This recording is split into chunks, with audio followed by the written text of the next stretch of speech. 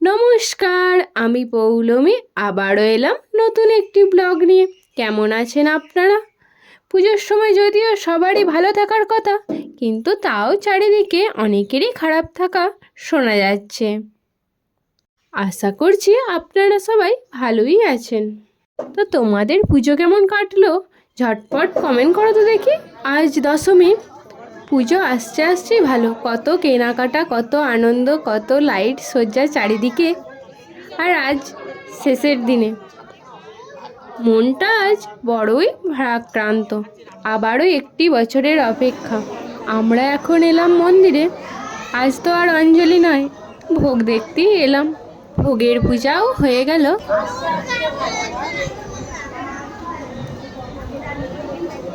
এখন ব্রাহ্মণ মাকে বিদায় জানানোর জন্য যা যা নিয়ম আছে সেগুলোই করছে। মিষ্টি খাওয়ানো, চরণ দেখা, পান দেয়া, সুতো কাটা, এগুলোই আমরা এখন বসে বসে দেখছি, আর মনটাও খারাপ হয়ে যাচ্ছে।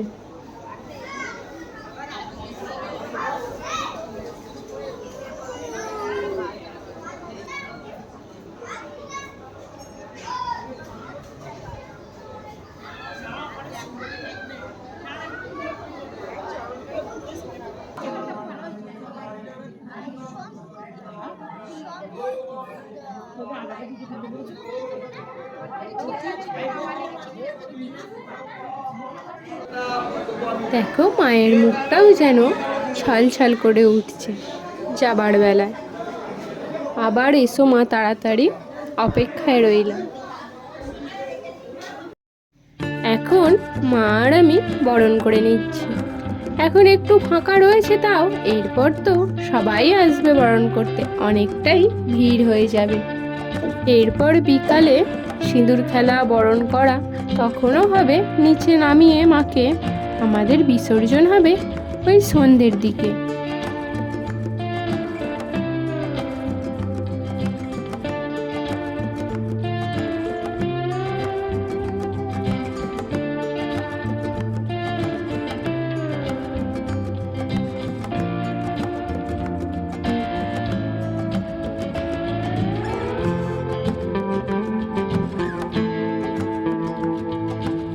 এখন ঘড়িতে বাজছে 12:30।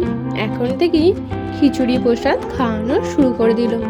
গ্রামের প্রচুর মানুষ তো, একে একে না করলে শেষ করতে পারবে না।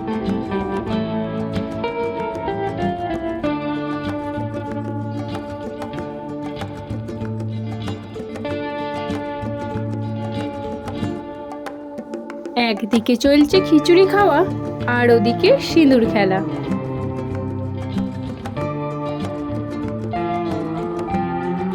কদিন ধরে যা রোদ গরম ছিল, আজ আকাশও যেন আমাদের সায় দিয়েছে।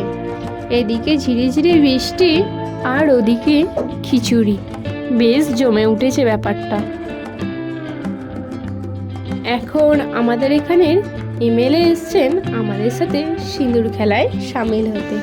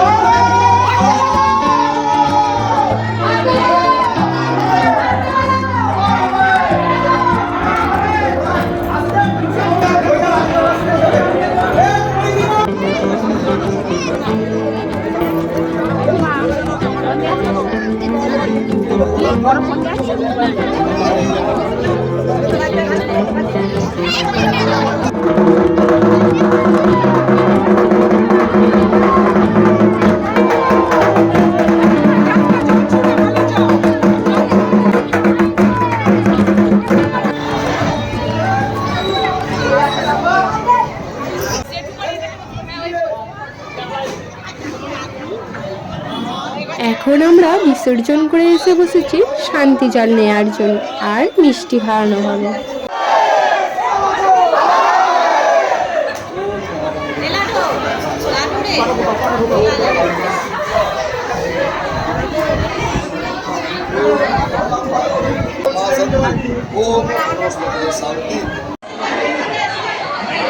আজকের ব্লগটা এতটুকুই। সবাই ভালো থেকো, সুস্থ থেকো।